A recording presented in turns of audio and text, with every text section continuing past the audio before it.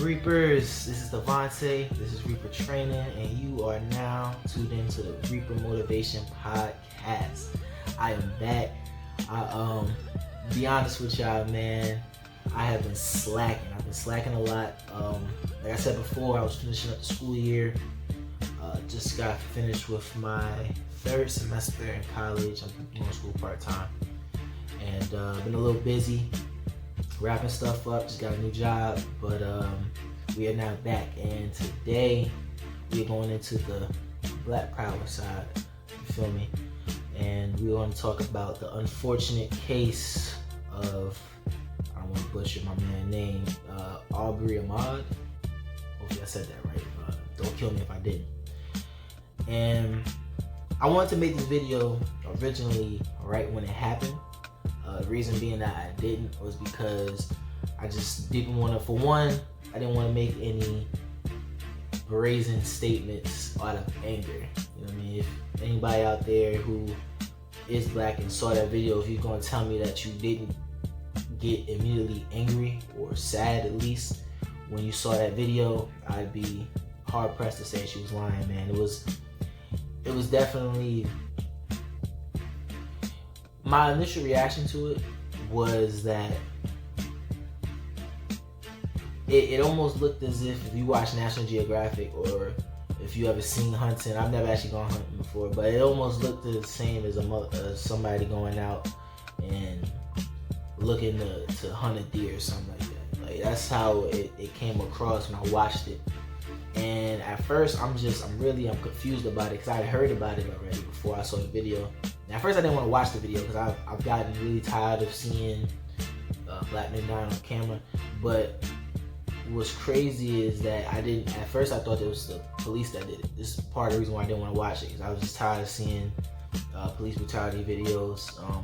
If y'all heard me before, I like to say I'm more about action than I am about just seeing stuff and being sad. And I feel like the answer to police brutality is not in us protesting and stuff like that, but that's a whole nother subject. But when I saw that it was just two regular people, and I saw that they hadn't gotten arrested, even though somebody had it on camera, that to me was crazy. That made no sense. And the first parallel that I drew when I was talking to somebody, because y'all can guess, somebody defended it. I'm not gonna get that person's name you like. Somebody did try to defend them, and I said, when Nipsey Hussle died, right, the man who did it was apprehended and put in jail, I believe within like a couple of days. They knew who he was. They had his face all over the news. Like, he didn't make it very far before he got caught, and it was in a public place. Now, albeit the Arbery Ahmaud situation, that was in a more secluded area, but both was on camera. Both everybody involved was known of what was going on, and this man was put in jail, and I can almost guarantee you that he's getting life in prison. But where the issue and the anger comes from in the black community is that we don't know if these people are going to get life in prison. We have no clue. Even though they hunted him down, they didn't have a reason to, and he was unarmed. We have no clue. Just like, and if you're somebody who's saying that you know they're going to get it, you're lying, because I thought I knew that Amber Geiger was going to get life in prison. You go into somebody's house and kill him. It's home invasion. You know, that's crazy. Like, I wouldn't even have fathomed that she was going to get 10 years in prison when they just gave TK 50-something years. They gave him 55 years, and he didn't pull a trigger. He didn't actually kill anybody. And she got what she got. So this is where the issue comes, and that's why when people say black people only get mad when white people kill black people, not when we kill black people, there's some truth to that, but it's a falsehood, because again, they gave TK 55, he didn't actually kill anybody. I can guarantee you that the man that killed Nipsey Hussle is gonna get life in prison. Anyone else that you can name, if there's any sufficient evidence against them, and he is black, and he killed another black man, he's gonna get life in prison, or he's gonna get at least 50, 60 years. That's a fact. But it's a major fact that Amber Geiger got 10 years in one of the most, probably as far as laws, the most strictest, the most strict state in the country. you got 10 years. And don't get me started on the police that kill unarmed black people. Don't get any time. So there's no guarantee that these people are actually gonna have any type of real repercussions for their actions. And that is where the anger comes from. And I wanted to get into what's the cause of like them feeling so brazen enough to kill someone for just jogging. And you know, you want to say racism, but I think it goes a bit deeper, right? And if you guys, I don't remember exactly which video it is off the top of my head, but I had a video that I had made some time ago. I think it was a few months back, and I basically said that the media, it's no secret, the media perpetuates the symbolism as a black man either being stupid or dangerous, right, or weak, right? There's a whole bunch of, they like to push that a lot. That's always been a theme, a constant theme in America's history. And I feel like the reason why every police killing is so defended is because they made the murdering of black people normal. No one bats an eye when a black man is killed. No one bats an eye when a black woman is killed. No one bats an eye when a black child is killed. It's like there's no effect to it. No effect whatsoever. And the crazy thing about it is that if you really think about it, one of the reasons why I always dispel the fact that it seems like all black people want to support the Democrats and all black people want to support this taking guns out of the community, not our community, but taking banning guns and these strict gun laws. I'm always hard pressed to ask, where were those Democrats and where were those thoughts when they were killing black people by the thousands in the black community with machine guns and rifles and all types of fucking, you can get your hands on any type of gun in the hood. They were shooting up schools in the black community. I didn't see that outcry when that happened there. You want to talk about Columbine? 600 young black men die in cities every year from gun violence. It doesn't make the news. They got it on camera. They got it all over the place. Just because the skin of the person that shot that person doesn't make it any less bad. But guess what? There's no talk about gun reform. There's no talk about gun reform then. What they talk about? They talk about drugs. They talk about gangs. They don't talk about poverty. So it's become normal. And the fact that these people are comfortable, the old way of using the police, like white people, you know, I think what they call it, Betty, that white lady that called the cops and those black people at the barbecue. I feel like that's slowly being turned away from, because I feel as though they're getting so brazen. They feel as though they're not gonna prosecute police. They're not gonna prosecute us either. And I feel like they feel as though that they can go and do what they want to do and kill black people, because they know the repercussions aren't gonna be as bad as we would get, if any at all. All you gotta do, if put it like this, if Ahmaud Arbery had a pistol on him or a knife, and even if he didn't kill them, if he fought back, they wouldn't have gotten any time. Fact. They wouldn't even, it wouldn't even be an issue. Everybody, they'd have 101 excuses right now. They wouldn't get any time, point blank, period. And I really feel as though, you know, the NRAs and all these different movements and stuff like that, they're making these people realize that there are no repercussions for killing black people. And this video is not going to be a straight up, you know, complaining and crying, because I actually think I have somewhat of a solution. And I actually want to get into that solution. So, first and foremost, and I'm giving it to everybody today. I'm gonna keep it a buck with y'all. I haven't really been cussing like that for this video, just because I'm really wanting to get my point across as well as possible. But enough of the fucking victim posts. I'm so sick and tired. The one thing that aggravates me whenever I get on social media is the posts I watch and the posts I read on social media. When stuff like this happens, they all come across as real victim-like. Teary eyes, I'm so sad, this is so sad, this is so sad. Which is sad shit that's going on, but everything just sounds as though like we're playing a victim role. We can't go here, we can't. Nah, fuck that. I'm done with the victim role. And I'm gonna be honest with you, I really feel as though 100% we really need to, as black people, we need to start separating our rights and our political views and religion.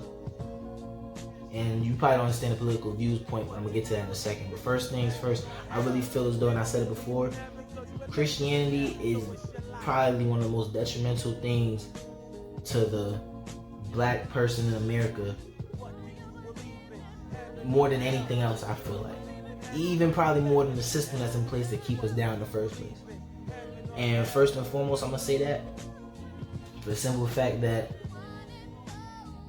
black people will legit tell you that you don't need to try to move out of your neighborhood. You don't need to want and be sad that you're poor and broke and that you live in this fucked up community, because when you die, God's gonna give you everything. God's gonna give you everything that you wish for, everything that you hurt. All those people that is doing you wrong, you don't have to do anything to them. You know why? Because they're gonna go to hell. They're gonna get their karma back, because God doesn't like ugly. So we sit back and we get beaten on, we get degraded. Amber Geiger, when she was in that courtroom, those black people, I guarantee you, if you ask them why they did what they did and they're brushing their hair and all this other dumb shit, I put $100,000 on it, and they're gonna tell you because God tells you should forgive. At the end of the day, it's not about forgiveness, it's about justice. And at the end of the day, the reason why they perpetuate and they promote and they idolize Martin Luther King, so they know, for one, he goes hand in hand with the church. He was a pastor, or I think he was a pastor. I don't know how the church structures really go. I haven't been in church in a long time, but he was well involved in the church. That whole movement was well involved in the church, and it was based off of non-violence. It idolized Gandhi. Gandhi, a man who hated black people and was an actual child molester. He's a pedophile. Look it up. It's a fact. Fuck Gandhi. But back to what I was saying. They have taken us. They have made us so docile, and a lot of people's gonna say, that's just a perspective. If you look at the inception of the church, right? I'm gonna give you a little bit of history. And I like to add history the most in my stuff. I'm gonna tell you right now, if you go into the inception of Christianity that had developed from the Catholic Church was the base. That was the first branch or the first Christian religion in history, because before that, I think it was just Islam and Judaism. And before Martin Luther made his 95 Theses in Europe, and they started breaking away from the Pope, they thought the Pope had too much power. The Catholic Church had probably more. The Pope himself and the Catholic Church had more power than any empire in the world. And that's a fact. So my question is this to y'all, especially because at this point in time in Europe, right, if you're looking at it, that's the Dark Ages. Most of these motherfuckers can't read. And again, the Pope has the most power. If you're living in Europe and you know that Rome, one of the probably the most powerful and the largest republic ever, or kingdom ever to exist on this earth, you live in Europe and you're a leader like the Pope was, and you have that type of power, you study your history, and you know that the number one way to control a country is to make sure that everybody is subservient, to make sure that everybody understands your power and they have a reason to not want to go against you, because you already know it's unfair. The Catholic Church had all this gold, and Rome was destroyed by slave revolts. They lost that fear. But guess what? Now I have a book. Now I have a book. This book says you should love your master. This book says you don't have to worry about the fact that you can't feed your family, that y'all hungry all the time. Because guess what? When you die, you're going to go through those pearly gates, and nothing that you're going to want everything's going to be given to you. But you need to be obedient. You need to be obedient to those above you. Why is it? What sense does it make that one of the oldest books in the Bible, Genesis, basically says that a whole race, a whole entire race of people, the Dead Sea Scrolls, is cursed? Now most people say that's black skin. Why is that? Cursed to be slaves. Why is that? That's justification. So then they bring it to black people. And at that point, when it was brought into black people, we were already in chains. We were already enslaved. It made Europe subservient. Look how long the Catholic Church ruled. And then after the fact, look what ensued after the fact. If you weren't the same type of Christian that the people in power wanted you to be, they were murdering people by the thousands. We talk about the Spanish Inquisitions. It was all developed in fear and being subservient. So when they brought the slave trade around, oh, we know how to control them. And what the fuck did we do? We bought into it to the point that now we walking around and we don't understand why we can't go forward. The Jewish people didn't say, let's forgive them and leave it alone. We're gonna take what we got. They said, nah, we're gonna start running shit. We're gonna build our credit up. We're gonna get together. We're gonna make our communities, and we're gonna start running shit. People forget. They talk about how Jews have all this power and all this money. The Holocaust happened in 1940, 1945. It wasn't that long ago. Look where they at in the world. That's not a coincidence. You know what that is? That's not playing the victim role and saying, well, forgive and forget. That's taking what you was supposed to have in the first place. So then here we are, right? And that is what I feel fuels, going back to my point, that's what fuels this victim mentality. We need to start to separate that. And going back now, you understand what I meant by political wise. The Democratic Party doesn't give a fuck about black people. Stop thinking they do. They don't give a fuck about black people. First of all, how is it that a party that was, if people forget, they started out, they were pushing for slavery way back when. Old Democrats were modern day Republicans as far as conservatives. You think that just switches overnight? Especially when everybody that's in a position of power is in their 50s and 60s and 70s? That just ends overnight? I live in Virginia. Governor Northam's a Democrat. He was in blackface. That just ends overnight.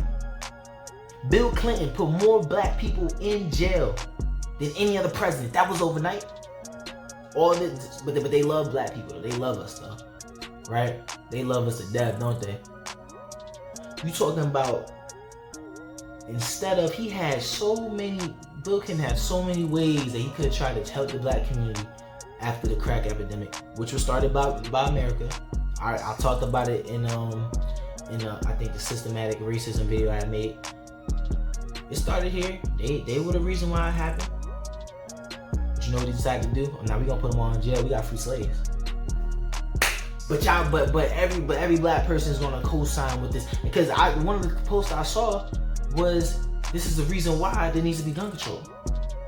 Why they need to ban guns? Black people saying this. Not we should all get armed so we can defend our fucking selves. Nah. Again, the victim role, being subservient to fucking Democrats and their policies they want to push, like they give a fuck about us. That leads me to my next point. Every African American should be armed by the new year. Now, one little confession: I don't have a gun right now. That's just because they're expensive as shit, and I've been trying to build my credit up and stuff like that. So I've been trying to avoid making any large purchases that I don't need, but eventually I'm gonna go get one. You know what I'm saying? I grew up carrying knives anyway. I'm more comfortable with knives, but that's a little side note. But every black person should be armed by the new year. It's really time. And another thing is we need to start. And what that whole bit about Christianity, that's not me saying that you shouldn't be a Christian. Believe what you want to believe. I mean, that I can't sit there and tell you that you should throw away all that. But I do know there's a difference between you loving God and you loving your people. There's a difference. The difference between your rights and the Bible. Religion and state should always be separate. And at the end of the day, if you take your religion out of it and you look at your state, if you're looking around and you don't have enough money to feed your family because there's no fucking jobs in the community, why are there no black-run businesses? If you're looking around and these kids can't read and write and they're in high school, who's running these public schools? Are there black superintendents? Are there black principals? Are there even black teachers? Is the curriculum being directly affected by black people? No. But again, you don't have to worry about that type of house you live in because they're gonna give you everything at the end. Fuck that, man. It's time for y'all to start. Y'all need to learn. We need to separate it. We really need to. And my solution, as I was saying before, again, we should all be armed by the new year. And we need to, I personally feel we need to totally disown both political parties. There needs to be a black political party. 100%. Because at the end of the day, and this is another topic, I can go into it deeper another time, but there will never be any true freedom as long as two parties run this country. Period. I heard what I said. There will never be true freedom because neither one of them totally cares about anybody but money. They know what they stand for. They know what they want to push. So we need to disavow all connections to both of these groups by the new year. And we need to be armed. So at the end of the day, I guess the solution, put in layman terms, is we need to definitely, what I always talk about, free thought. We need to really incorporate free thought. But we need to start teaching each other about our history. Now, a lot of people gonna ask me, I got all this to say about when they did this, what do I feel about black on black crime and stuff like that. At the end of the day, it's like I said, if a black man kills another black man, he's gonna do 100 years in jail. We've seen through history that's not the case with white on black crime. As a matter of fact, not too long ago, 50, 60 years ago, they was putting black murders on postcards. Cops was watching as they would castrate and cut the hands and roast a teenager, a mentally ill teenager alive in front of a crowd. And they took little pieces of skin and burnt flesh from a human being, a black human being, and held it as souvenirs. And the cops watched it and took some souvenirs themselves. That didn't happen 200 years ago. It didn't happen during 400. Now that happened 60 years ago. Happened 60 years ago. We really need to understand that we need to take a whole nother outlook on what we got going on as a people. Because they're not gonna do it for us.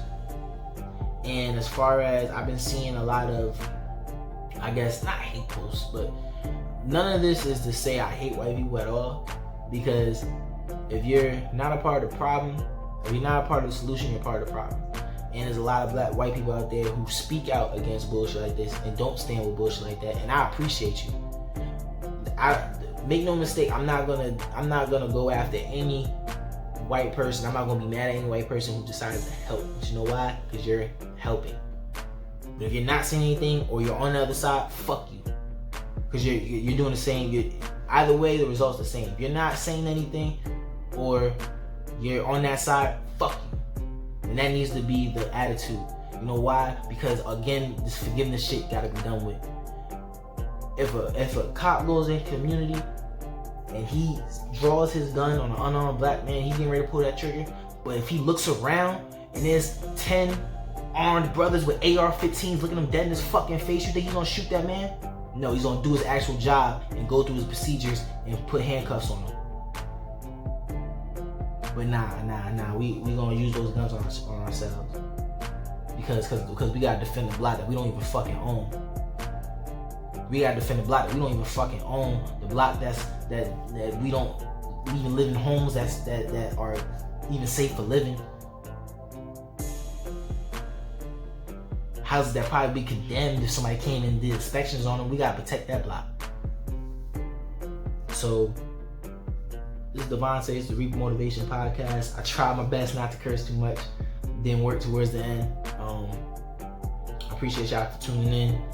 I hope that this really got my point across, and I hope that this opened some eyes, man. And again, I didn't say this before this video, but I didn't mean to disrespect anybody. If you're a Christian or a Democrat, I meant no disrespect, but at the end of the day, it had to be said, dog, because this shit is ridiculous. We need to start moving on our own. We need to have free thought back in the black community. So just remember, though, we don't chase dreams, we hunt goals. I'm gonna be more consistent posting these. Follow me on Instagram, activated Murk, activated_Murk, MURK. Definitely gonna be more content. If y'all have not, go on my YouTube, subscribe. That's Reaper Motivation. And I appreciate y'all. Y'all be easy.